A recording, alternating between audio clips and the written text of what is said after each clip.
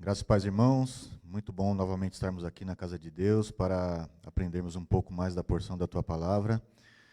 E hoje nós vamos encerrar essa jornada que nós iniciamos há mais ou menos 3 meses atrás, que é o estudo dos livros dos profetas menores. Ok? Antes de nós começarmos, eu gostaria de fazer uma oração. Senhor Deus e Pai, te agradecemos mais uma vez por estarmos aqui na Tua casa, pelo privilégio que o Senhor nos dá de aprendermos mais uma porção da Tua Palavra, que é viva, Pai, e eficaz, e que o Senhor abra o nosso entendimento, Pai, para que nós saímos daqui diferente do que entramos, Pai. Em nome de Jesus Cristo, te agradecemos. Amém. Bom, gente, hoje, como eu disse anteriormente, é o último profeta menor que nós vamos estudar desse tema, né, dos profetas menores. É o profeta Malaquias, e foi uma jornada muito agradável para mim, particularmente, né? E gostaria hoje de falar sobre o profeta Malaquias, né? É sempre bom a gente recapitular em que momento do contexto histórico nós estamos vivendo, né? Então, nós tínhamos lá o Reino Unido, em 1050, depois, em 930, os reinos foram divididos em Reino do Norte e Reino do Sul. Reino do Norte, capital Samaria, Reino do Sul, cuja capital era Jerusalém. Reino do Norte foi destruído em 722 pelos assírios, e um pouco tempo depois, em 586, o Reino do Sul foi destruído também pelos babilônicos, né? Depois de um tempo, em 539, a Babilônia é subjugada pelos persas, né, pelo Império Medo-Persa. E é esse o momento que nos interessa hoje no estudo do livro de Malaquias, tá certo? Para que nós tenhamos uma ideia da dinastia dos imperadores persas, nós tivemos lá inicialmente Ciro, em 559, veio a conquista da Babilônia, como nós falamos agora há pouco. A aula retrasada, que nós falamos de Ageu, o povo voltou, né, com Zorobabel, sob a liderança de Zorobabel, e vieram alguns outros reis, né, Dario I, Assuero, Xerxes, mas o que interessa também para a gente nesse momento é o imperador Artaxerxes I. Então, nesse contexto em que Malaquias é levantado pelo Senhor, nós estamos no domínio do Império Medo-Persa, e naquele momento específico, o imperador daquele império era o imperador Artaxerxes I. Tá certo? Bom, o tema central desse livro aqui é basicamente uma condenação à apostasia, né? Para quem, algum dos irmãos e irmãs sabem o que é apostasia? Apostasia, na verdade, ela é pior do que você eventualmente deixar de vir para a igreja, é pior do que você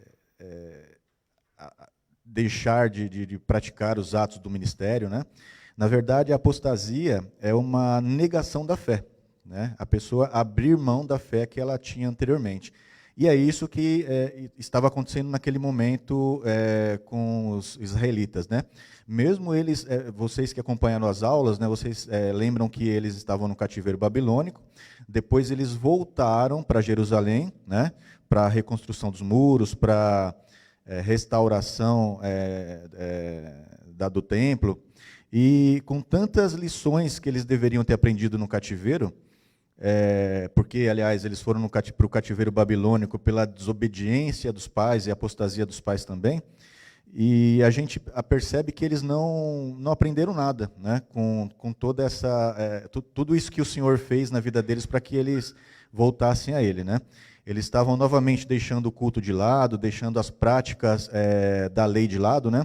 Então Malaquias é levantado junto com Esdras e Neemias, para que o povo de Jerusalém, resgatasse ali a seriedade, o relacionamento com Deus, a disciplina, né?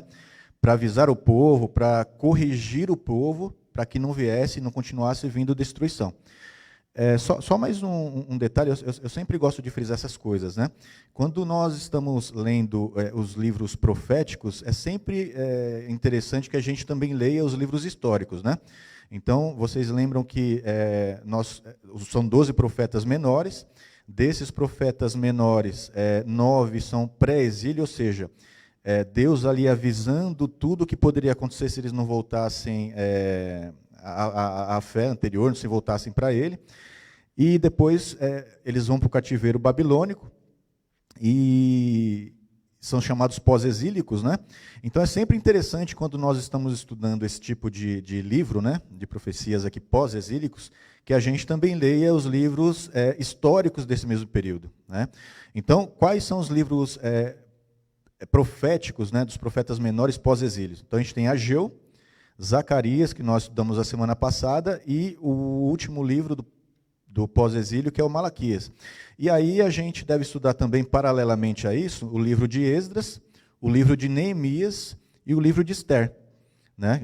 Neemias fala da reconstrução dos muros, Esdras fala da restauração do templo, tá certo? Bom, o livro de Malaquias, ele é muito interessante porque ele tem toda uma dinâmica de perguntas e respostas, né? É uma característica muito específica dele, muito especial desse livro, e é como se fosse uma dialética. Uma pessoa pergunta, a outra responde, aí a outra vem com uma réplica, né?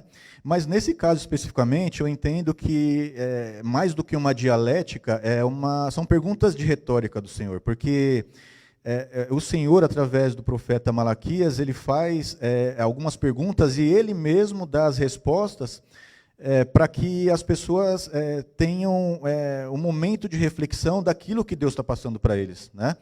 Então, é uma característica muito específica desse livro aqui de Malaquias, né? Bom, nós vimos, então, o momento que nós estamos vivendo do contexto histórico, nós vimos aqui qual era o imperador do Império Medo-Persa, o motivo pelo qual Deus levantou Malaquias, né? E aí vimos também essa característica específica da escrita do livro de Malaquias na forma de perguntas e respostas, né? E isso acontece, então o que acontece? Deus manda uma afirmação, o povo de Deus retruca, fala que está em desacordo, e Deus manda uma resposta para o povo novamente, né, para que eles façam, como eu disse anteriormente, aquela análise, né, por conta da pergunta retórica ali, né. Então, nas três primeiras disputas, vamos chamar assim, das 6 que existem, as 3 primeiras, Deus quer expor ali a corrupção de Israel, tá certo? E no final, são 4 capítulos do livro, até o final do livro, mais 3, que ele confronta a corrupção de Israel, né? Em tempo, né, o livro de Malaquias é um livro pequeno, são 4 capítulos. Malaquias significa meu mensageiro, o mensageiro do Senhor. Tudo que termina com ias no final significa Senhor, né? Malak, do hebraico, mensageiro do Senhor. Então é a constituição do nome aqui, tá certo? Então tudo que termina com ias significa do Senhor. Então Malaquias viveu cerca de 100 anos depois que os israelitas voltaram, né?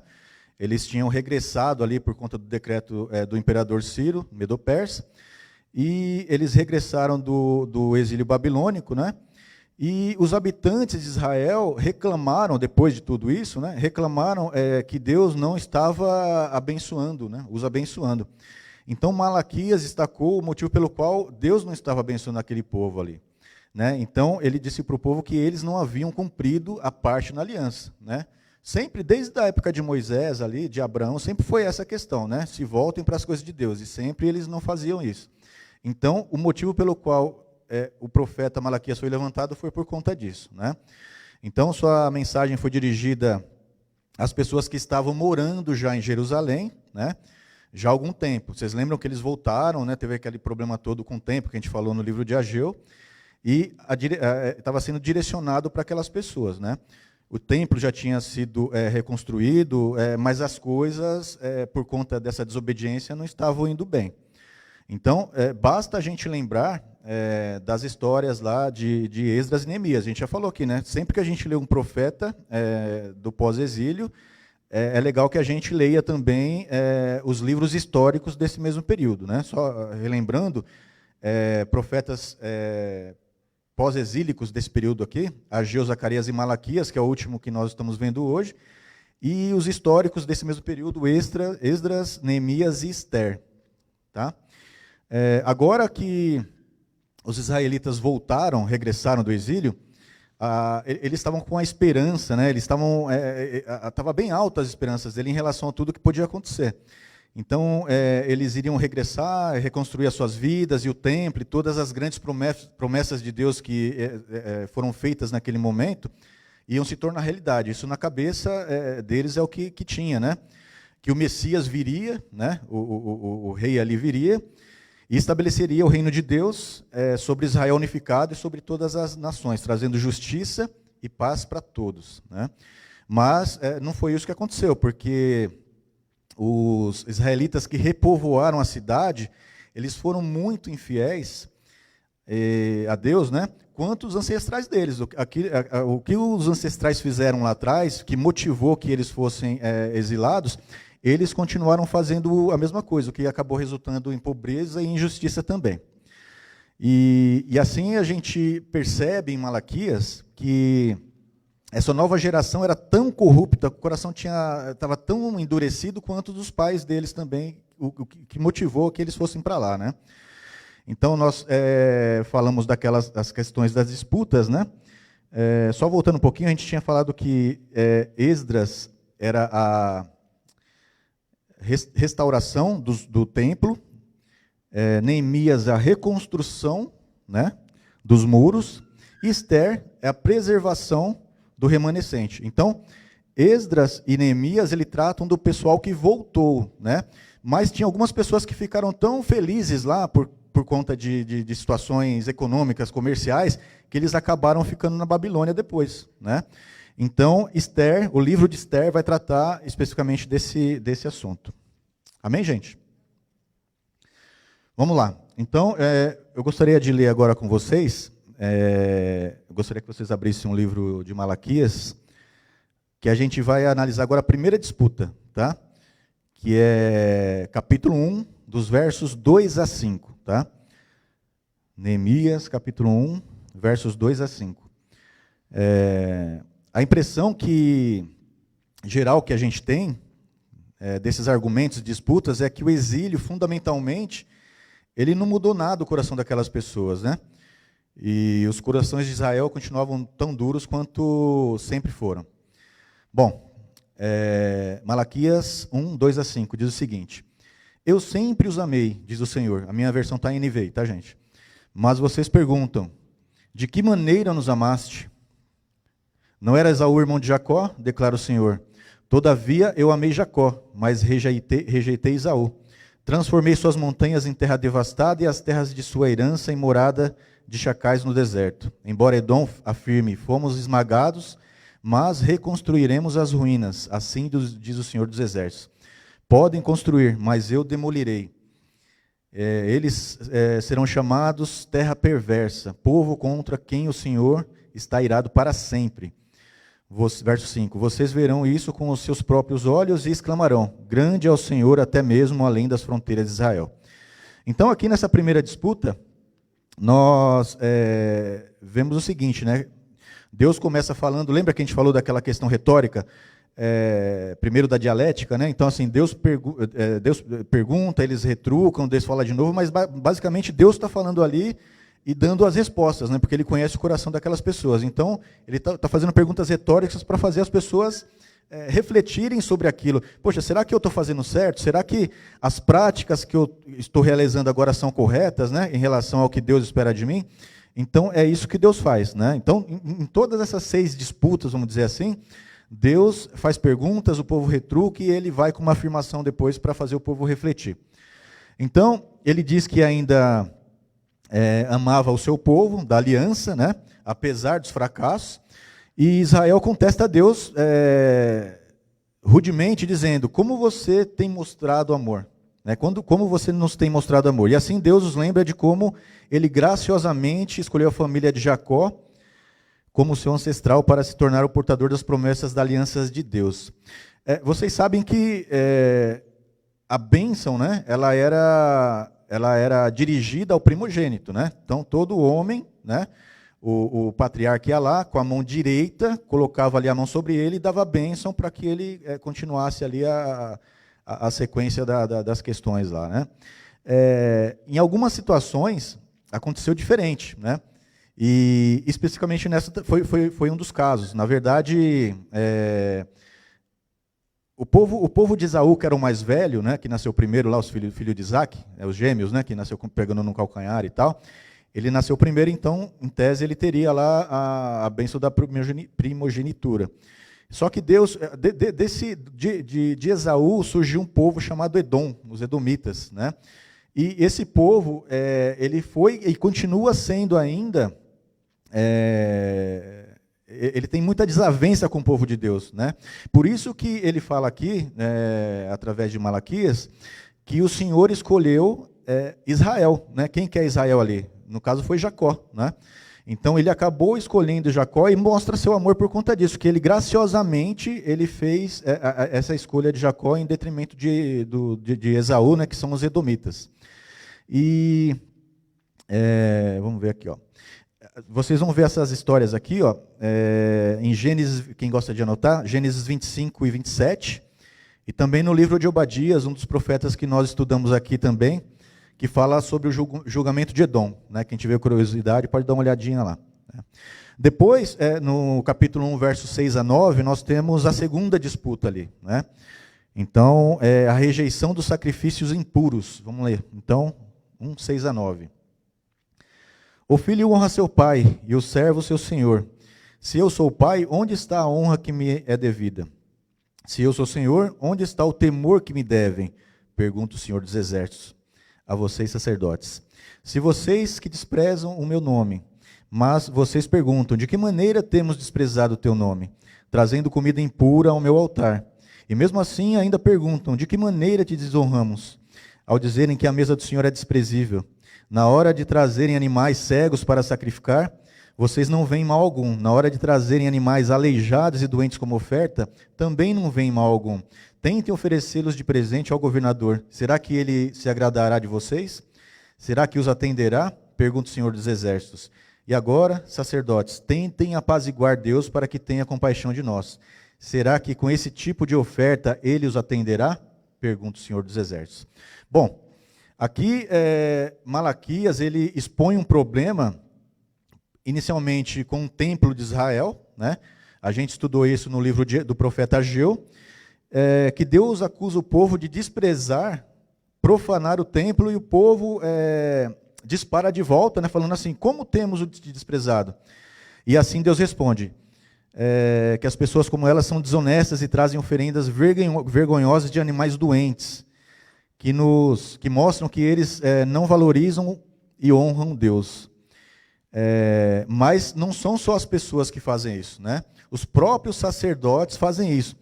E vocês devem se lembrar do profeta Miqueias, que a gente falou sobre isso também, né? Como que era a vida dos políticos, dos sacerdotes, dos governantes, né? Então aqui ele menciona a mesma coisa aqui, né? Os sacerdotes também, além de verem que as coisas estão erradas, que os animais estão sendo apresentados aleijados e cegos e tal, eles também participam de forma corrupta dessa adoração também, né? Então a gente vê que de cima para baixo, Deus provou que o povo continuava sendo infiel. Gente, assim, vocês querem fazer alguma pergunta? Fica à vontade, hein? Não? Tudo bem? Não? Não? De boa? Bom, e aí vem a terceira disputa, versos 2, 10 a 16, a infidelidade de Judá. 2, 10 a 16. Não temos todos o mesmo Pai? Não fomos todos criados pelo mesmo Deus? Por que será então que quebramos a aliança dos nossos antepassados, sendo infiéis uns com os outros? Judá tem sido infiel. Uma coisa repugnante foi cometida em Israel e em Jerusalém. Judá desonrou o santuário que o Senhor ama. Homens casaram-se com mulheres que adoram deuses estrangeiros. Que o Senhor lance fora das tendas de Jacó o homem que faz isso, seja ele quem for, mesmo que esteja trazendo ofertas ao Senhor dos Exércitos. A outra coisa que vocês fazem, enchem de lágrimas o altar do Senhor, choram e gemem porque ele já não dá atenção às suas ofertas, nem as aceita com prazer. E vocês ainda perguntam, por quê? É porque o Senhor é testemunha entre você e a mulher de sua mocidade, pois você não cumpriu a sua promessa de fidelidade, embora ela fosse a sua companheira, a mulher do seu acordo matrimonial. Verso 15. Não foi o Senhor que os fez um só? Em corpo e em espírito eles lhe pertencem. E por que um só? Porque ele desejava uma descendência consagrada. Verso 16. Aliás, 15 ainda. Portanto, tenham cuidado, ninguém seja infiel à mulher da sua mocidade. Verso 16 agora. Eu odeio o divórcio, diz o Senhor, o Deus de Israel. E também odeio o homem que cobre de violência, como se cobre de roupas, diz o Senhor dos Exércitos. Por isso, tenham bom senso, não sejam infiéis.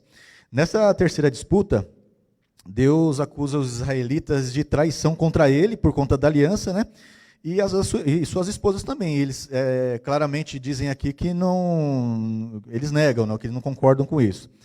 E Deus expõe a combinação tóxica que existe entre a idolatria e também entre o divórcio que está acontecendo ali, né?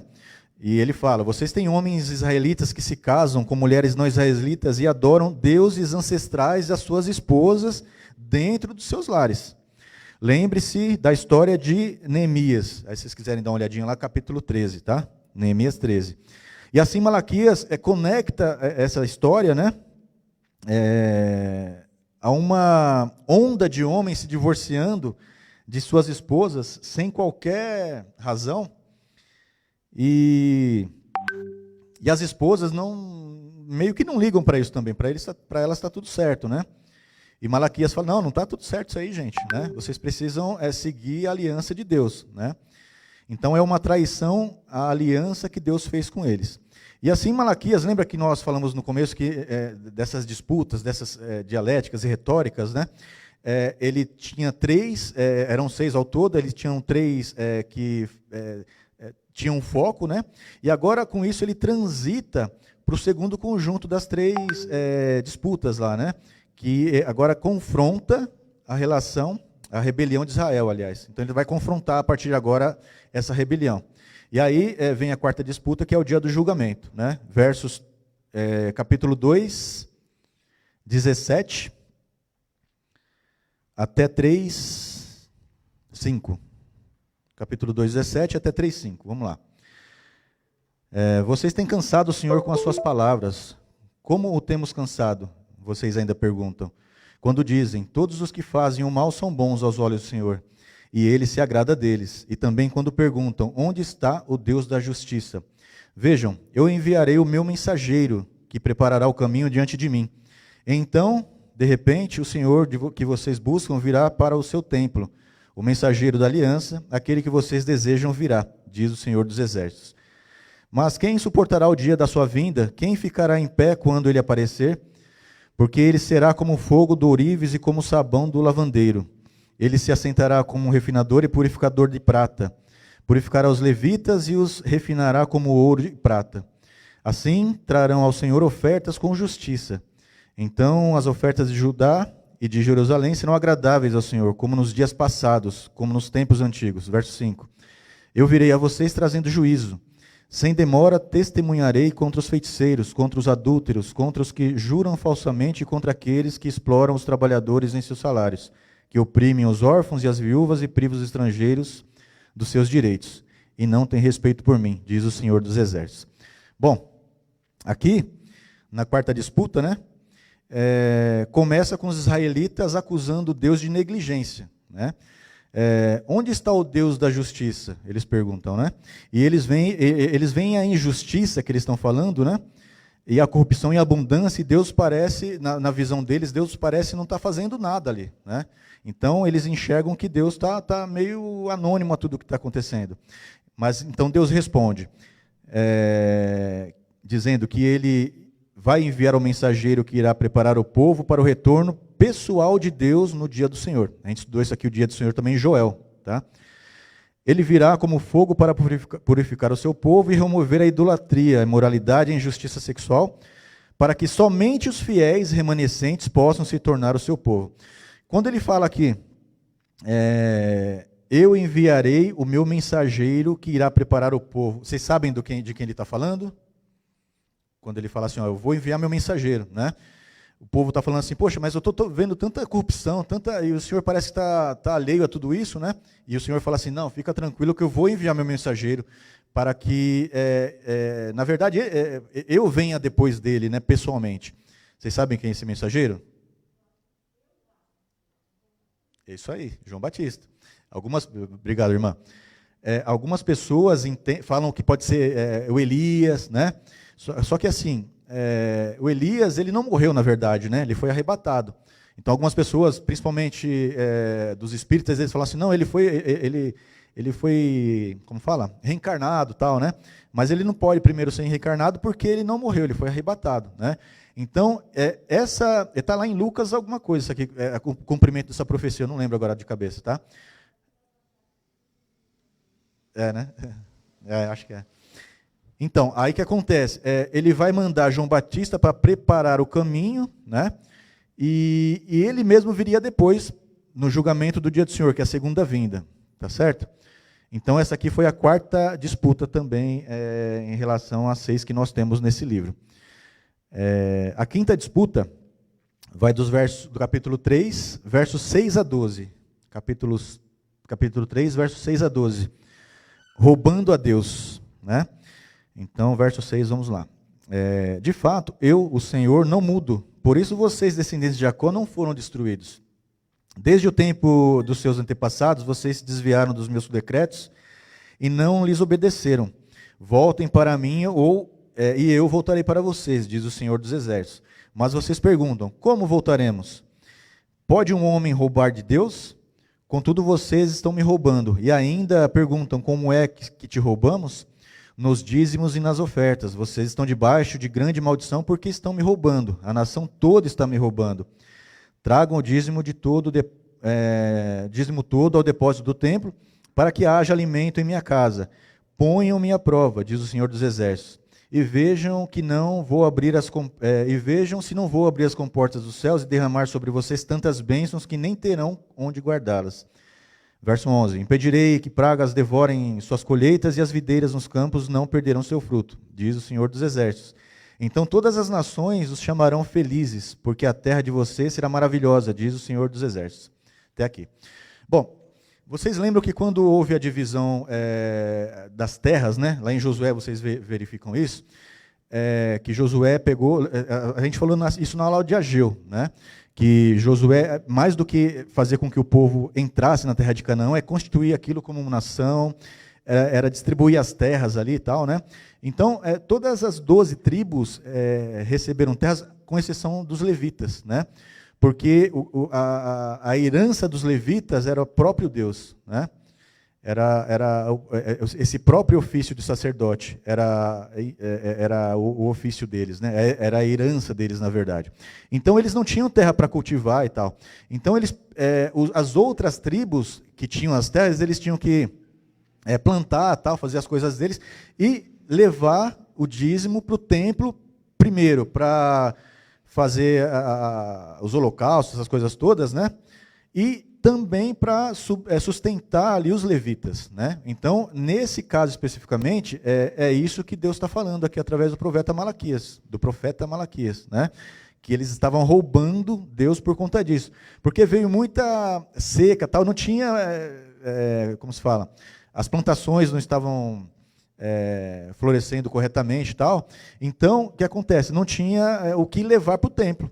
Não tinha o que levar para os levitas. Então é isso que Deus fala, vocês estão me roubando, né? Que foi a quinta disputa aqui, né? Roubando a Deus. Se vocês quiserem ver essa questão da tribo de Levi, né? A herança deles é o próprio Deus, está lá em Josué 18, verso 7, tá bom? Aí nós temos a sexta disputa aqui, que é o capítulo 3, de 13 a 18, que fala o seguinte. Capítulo 3, 13 a 18 fala o seguinte: vocês têm dito palavras duras contra mim, diz o Senhor dos Exércitos. Ainda assim perguntam, o que temos falado contra ti? Vocês dizem, é inútil servir a Deus. O que ganhamos quando obedecemos aos seus prefeitos e ficamos nos lamentando diante do Senhor dos Exércitos? Por isso, agora consideramos felizes os arrogantes, pois tanto prosperam os que praticam o mal, como escapam ilesos os que desafiam a Deus. Até o 18, né? Depois, aqueles que temiam o Senhor conversaram uns com os outros, e o Senhor os ouviu com atenção. Foi escrito um livro como memorial, na sua presença, acerca dos que temiam o Senhor e honravam o seu nome. No dia em que eu agir, diz o Senhor dos Exércitos, eles serão o meu tesouro pessoal, aqueles que aqueles que obedecem, né? Eu terei compaixão deles como um pai tem compaixão do filho que lhe obedece. Então vocês verão novamente a diferença entre o justo e o ímpio, entre os que servem a Deus e os que não servem. Até aqui. Bom, na sexta disputa, né, as pessoas acusam Deus de dizer que é inútil servi-lo, e porque eles veem as pessoas orgulhosas, eles veem as pessoas que fazem coisas erradas, tendo sucesso na vida, no trabalho, em tudo que fazem, né? E Deus aparentemente também não faz nada, né? E a resposta de Deus, né? Pela primeira vez, ao invés de um discurso, como ele fazia nas outras oportunidades, nas outras disputas, mas sim ele faz uma pequena, ele lembra uma pequena história sobre os fiéis remanescentes de Israel, né? As pessoas que de fato temiam a Deus ali. E que se reuniam para honrar e falar sobre Deus e como servi-lo, né?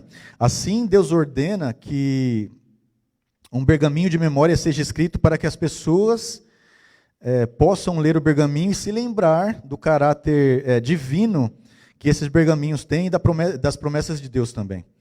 Então, Malaquias aqui ele reflete sobre o dom divino das Escrituras, como elas nos apontam para o passado, para lembrar o que Deus fez, para inspirar fidelidade e esperança para o futuro, né? Então, ele pediu para que as pessoas escrevessem esse pergaminho para olharem para o passado, falando assim, poxa, olha tudo que Deus fez em relação às nossas vidas, né? Olha os livramentos que Deus deu, né? Até as questões relacionadas aos impérios, né, aos cativeiros, foram positivas no sentido de que era para fazer com que o povo se movimentasse para voltar a Deus.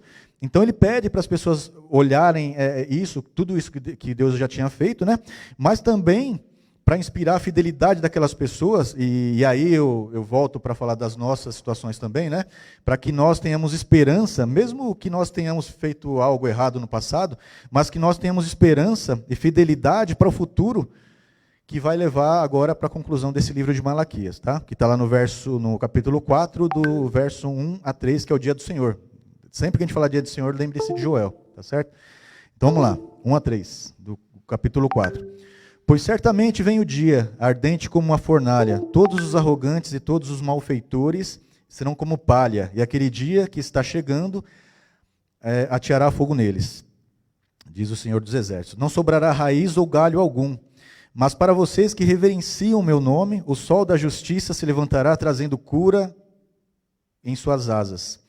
E vocês sairão e saltarão como bezerros soltos do curral. Depois esmagarão os ímpios, que serão como pó sob as solas dos seus pés, no dia em que eu agir, diz o Senhor dos Exércitos. Então, assim, eles estavam reclamando de Deus, né, questionando Deus, da inoperância de Deus, Deus estava olhando aquilo tudo, e as pessoas que não seguiam a Jesus, que não seguiam a Deus, que estavam fazendo as coisas de forma orgulhosa, que estavam fazendo as coisas de qualquer jeito, elas tinham mais sucesso em todas as ramificações ali da vida, no trabalho, na escola, enfim, né, em qualquer segmento.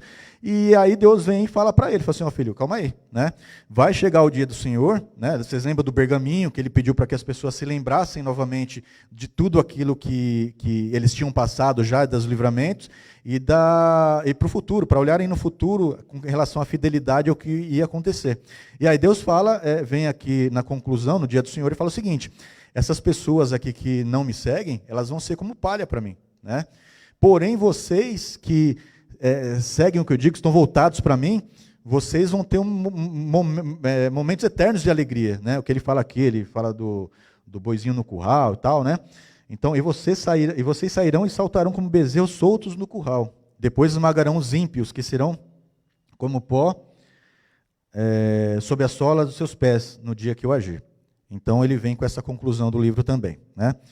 E assim, as disputas de Malaquias, né, chegam ao fim, aquelas 6 disputas que nós falamos inicialmente, de perguntas e respostas, né? Mas há algo a mais que esse livro traz também, né? Os 3 últimos versos, que é o 4 a 6 ali, capítulo 4, versos 4 a 6, eles fazem parte das disputas, que na verdade são um apêndice final, trazendo o fechamento não apenas de Malaquias, né? Malaquias, vocês todos sabem, é o último livro do Antigo Testamento, E ele, assim, ele traz uma coleção, toda a coleção da Torá, né, que são 5 livros de Moisés ali, né, além dos profetas também. Então vamos dar uma lida aqui no 4-6. Lembrem-se da lei do meu servo Moisés, dos decretos e das ordenanças que lhes dei em Horebe, para todo o povo de Israel. Vejam, eu enviarei a vocês o profeta Elias, antes do grande e temível dia do Senhor. Ele fará com que os corações dos pais se voltem para seus filhos e os corações dos filhos para seus pais. Do contrário, eu virei e castigarei a terra com maldição. Aí aquilo que nós estávamos falando aqui, com a irmã Damiana, né? Então, quando ele fala assim, ó, eu enviarei o profeta Elias, ele está falando exatamente que ele vai enviar o profeta João Batista, né? Então, João Batista virá, né? Quando ele fala isso, por quê? A gente falou de reencarnação, até deu o exemplo aqui dos espíritas e tal, né? Mas quando ele fala o profeta Elias, não porque ele renasceu, ele é o novo profeta Elias. Na verdade, o estilo de pregação de João Batista é idêntico ao de Elias, a forma, né, de evangelizar ali e tal, né? Então, João Batista, aliás, Elias, ele falava muito ali sobre arrependimento, e João Batista também fala sobre arrependimento, né? Então, quando, aqui no verso 5, ele fala que enviará a vocês o profeta Elias, antes do grande e temível dia do Senhor, é para que fosse preparado ali todo o terreno, né? Para que o Senhor viesse, como ele falou lá atrás, em pessoa, tá certo? Então, aqui nós somos chamados a lembrar da lei, né? Que é a Torá, no caso.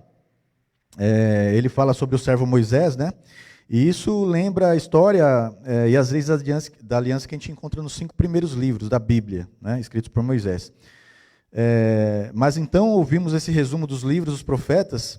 Ele fala que vai enviar Elias antes do dia do Senhor, que restaurará os corações do povo. Portanto, essa conclusão resume a Torá e os profetas como uma história unificada. Se a gente pegar a Bíblia, de Gênesis a Apocalipse, você não vê é uma linha reta, assim, né?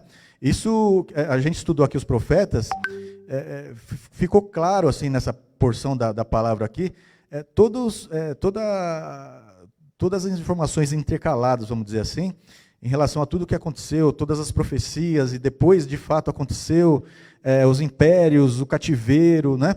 Tudo isso, de fato, houve quando a gente vê a Bíblia, né? Então a gente vê que é uma história unificada ali, quando a gente pega de Gênesis, né, a Apocalipse, a gente vê que é uníssono ali tudo que se fala, né? Que aponta para o futuro. Israel foi redimida por Deus e eles a trataram através da rebelião e corações duros, quebrando as leis da Torá. Mas as Escrituras antecipam um dia futuro quando Deus enviará um profeta, um Moisés, um novo Elias. A gente, depois desse período, a gente hoje está encerrando os profetas menores, né? Nós estudamos 12 profetas, tem algumas pessoas que chegaram depois, só para recapitular, desses 12 profetas, 9 foram pré-exílicos e 3 pós-exílicos. A gente fez algumas relações, principalmente agora nos pós-exílicos, em relação aos livros históricos, que são interessantes ler em conjunto, para que a gente tenha uma verificação, uma compreensão melhor, né? Mas, inevitavelmente, a gente percebe que todos os profetas, invariavelmente, a mensagem basicamente foi a mesma, né? Voltem-se para Deus, façam as coisas de Deus, não façam diferente, porque senão vocês vão sofrer. E aí eles faziam e sofriam, tal, e enfim, né? Então, a gente vê que os profetas, de um modo geral, nesses 12 que nós estudamos aqui especificamente, eles proferiram mensagens que advertiam o povo para algumas situações, né? Então, se abstivessem da idolatria, fugissem da injustiça e andassem com inteireza de coração nos caminhos do Senhor. E Deus lhes mandou também várias admoestações para o povo, né? Fome, pragas, vocês lembram lá dos gafanhotos devastadores que a gente viu em Joel, né? As pestes, a seca, né? Então, a finalidade desse livro aqui, de todos esses livros dos profetas menores, foi converter os israelitas, né, aquele povo, dos maus caminhos. mas eles não se arrependeram. E aí vem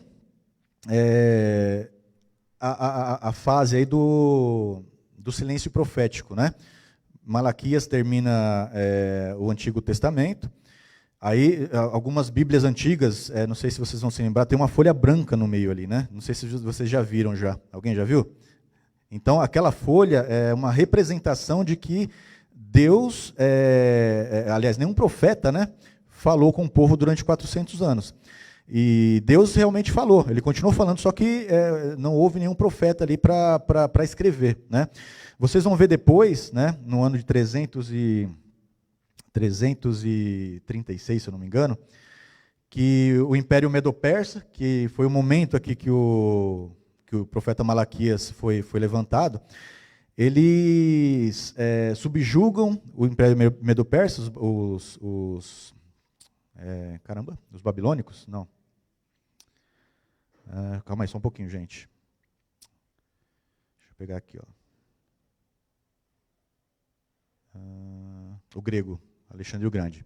Então o Império Grego vem, né, subjuga o Medo-Persa com Alexandre o Grande, e nessa fase aqui, 336 a.C., ele já está ocorrendo esse silêncio profético aqui, né?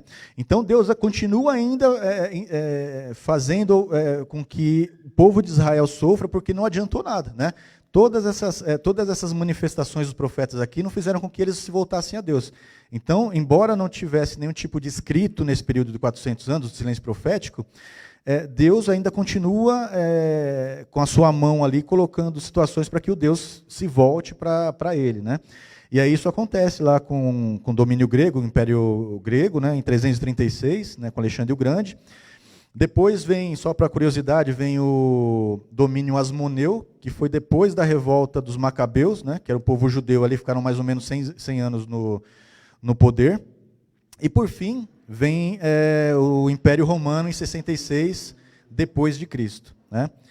Então, esse foi o livro do profeta Malaquias. Hoje nós encerramos esse tema, né, dos profetas menores. E só para finalizar, o profeta Malaquias é um profeta também apocalíptico, né?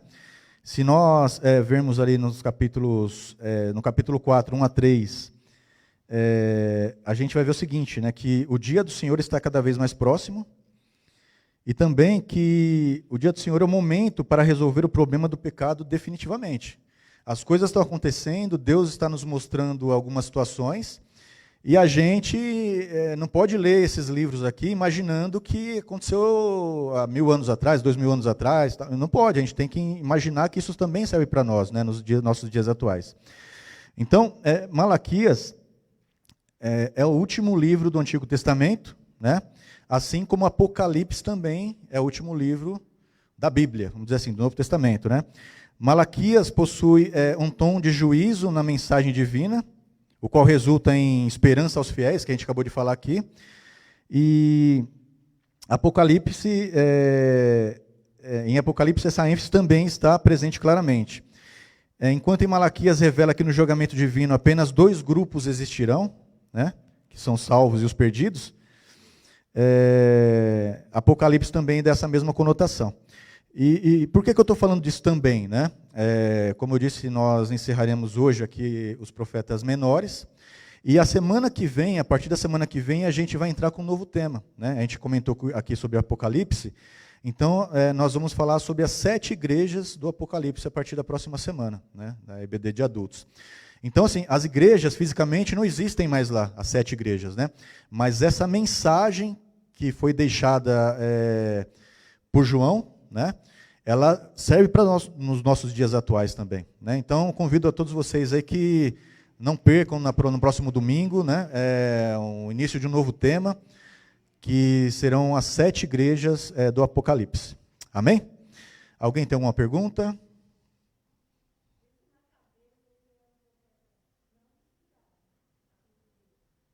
Não. Judas Macabeu, Judas, ele era um sacerdote ali, né? Porque houve uma situação de muita opressão romana, e aí ele ele se rebelou contra aquele império, né? E aí eles reinaram, através desses Hasmoneus aqui, eles reinaram durante 100 anos ali também, né?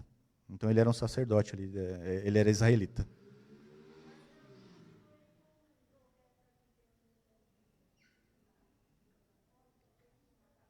Ah, não, sim, sim.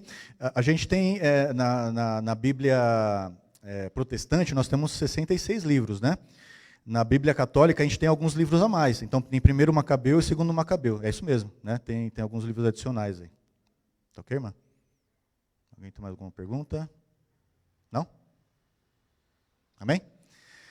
Vamos fazer uma oração? Se vocês pudessem se colocar de pé, quem puder aí. Senhor Deus e Pai, te agradecemos novamente, Senhor, por estarmos aqui em tua casa. Obrigado por o Senhor ter nos deixado aí lições para que nós aprendêssemos através dos profetas, Pai, através dos livros históricos daquela mesma época, mas sobretudo, Senhor, deixando uma mensagem de esperança se nós formos dignos da tua misericórdia, Pai. Te agradecemos por isso, te damos glórias por tudo que o Senhor tem feito por nossa vida. E abençoe, Senhor, nosso novo tema que se iniciará no próximo domingo sobre as 7 igrejas do Apocalipse, Pai. Em nome de Jesus, te agradecemos, te louvamos. Amém.